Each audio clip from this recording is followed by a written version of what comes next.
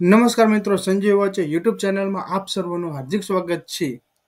Gujarat police ભરતી બોર્ડમાં કુલ PSI અને કોન્સ્ટેબલની 12,772 જગ્યાઓ પર ભરતી થઈ રહી છે. તો આ ભરતીમાં કોન્સ્ટેબલમાં લાગવા માટે વિદ્યાર્થીઓ માટે હું લઈને આવ્યો છું એક ક્વિઝ સિરીઝ કે જેમાં તમને પીએસઆઈ અને કોન્સ્ટેબલના જૂના પેપરના પ્રશ્નો લેવામાં આવશે, તેમજ નવા પેપર માટેની પણ પ્રિપેરેશન કરવામાં આવશે. તો જોઈએ મિત્રો ક્વિઝ પાર્ટ 1. તો ગુજરાત પોલીસ ભરતી 2024 પીએસઆઈ કોન્સ્ટેબલ ક્વિઝ પાર્ટ 1.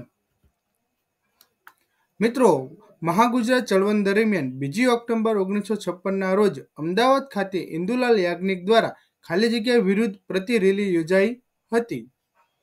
તો જવાબ છે વડાપ્રધાન જવાહરલાલ નહેરુ. ત્યાર પછી આપણે બીજો પ્રશ્ન જોયો તો કે રાજકોટ સત્યાગ્રહમાં કઈ કઈ સ્ત્રીઓએ ભાગ લીધો હતો? તો કે કસ્તુરબા, મણિબેન પટેલ અને મૃદુલા સારાભાઈ. ત્યાર પછી આપણે જોઈએ તો ગુજરાતમાં કયા કાળના શિલ્પો બહુ જ જૂજ માત્રામાં પ્રાપ્ત થયા છે? તો શું છે? શુગકાલીન.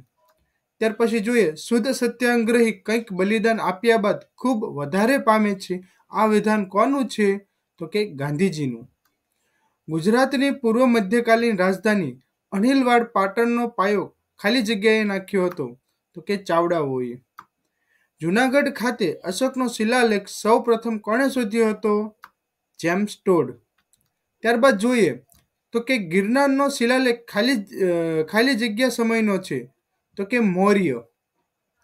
જૂનાગઢનો સુદર્શન તળાવ કયા કાળ દરમિયાન બંધાયું હતું? તો કે મૌર્ય કાળ દરમિયાન.